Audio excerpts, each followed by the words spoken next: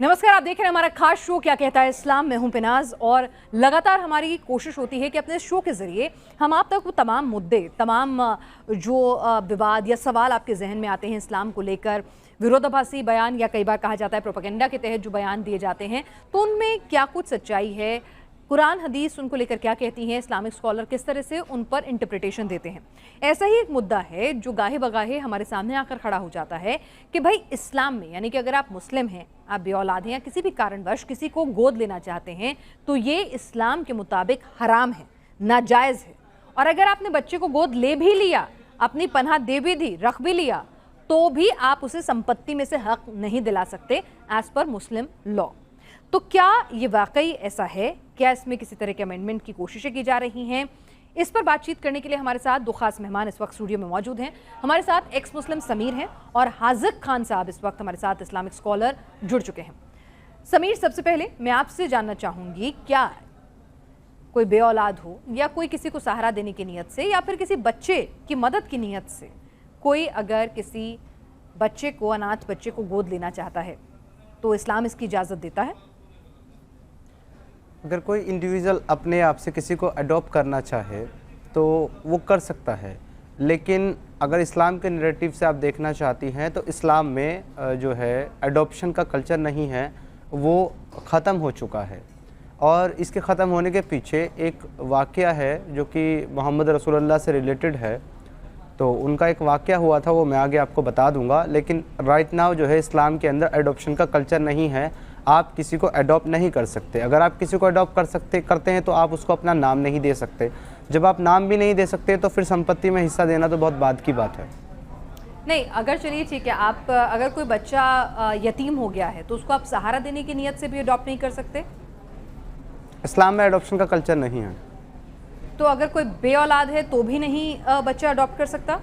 किसी कंडीशन में नहीं। अपने भाई, अपने रिश्तेदार का बच्चा भी नहीं?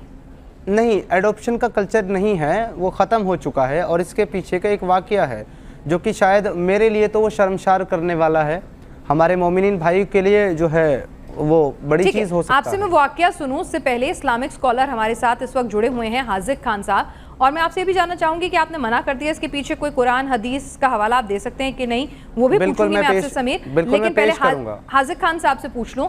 हाजिक खान साहब, क्या इस्लाम में गोद लेना नाजायज़ है, हराम है? मैडम, नाजायज़ और हराम तो नहीं है, लेकिन इस्लाम ने इसकी ममानियत की है। क्योंकि जो बच्चा पैदा हो रहा है उसके बाप का नाम देना, क्योंकि बाप का जब उसकी डेट ऑफ बर्थ लिखी जाएगी तो उसके बाप का ही नाम लिखा जाएगा।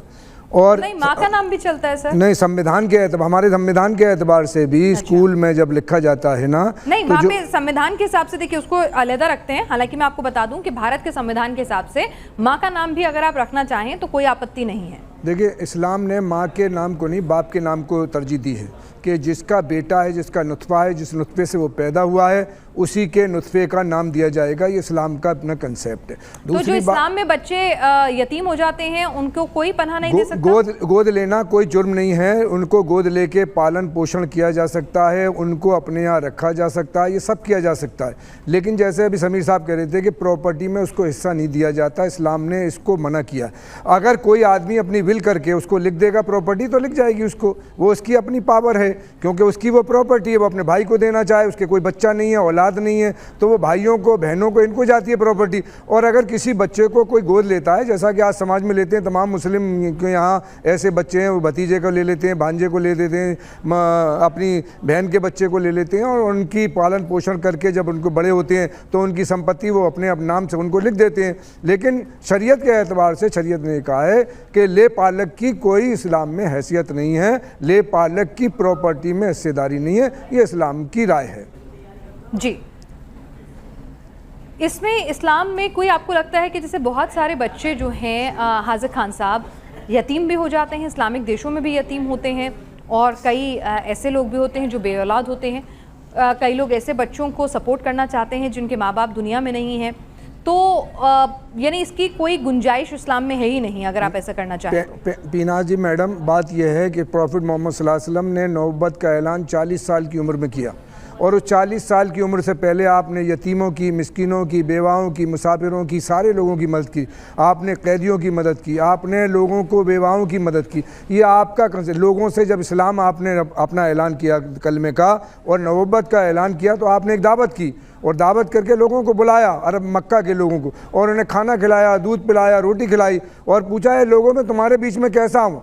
लोगों ने कहा आप सादिक हैं, अमीन हैं, सच्चे हैं, अमानतदार हैं, आपके अखलाक अच्छे हैं, आपके मामलात अच्छे हैं, आप गरीबों की, मिस्किनों की, यतीमों की, मुसाफिरों की, कैदों की मदद करने वाले हैं, आपने कभी झूठ नहीं बोला, आपने सच रखते हैं, आपने अमानत में ख़यानत नहीं करी। तब आपने कहा या अय्युहन्नास क़ूलू ला इलाहा इल्ला तुफ़्लिहून, ए लोगों कलमा पढ़ लो कामयाब हो जाओगे। कामयाबी का ज़ामिन इस्लाम के एतबार से ला इलाहा, और आदम अलैहिस्सलाम से लेके प्रॉफिट मोहम्मद सल्लल्लाहु अलैहि वसल्लम तक 1,24,000 मैसेंजर आए और उन्होंने सब ने एक आवाज़ में, एक साउंड में ये कहा कि या अय्युहन्नास क़ूलू ला इलाहा इल्ला तुफ़्लिहून, ए लोगों कलमा पढ़ लो कामयाब हो जाओगे। जी।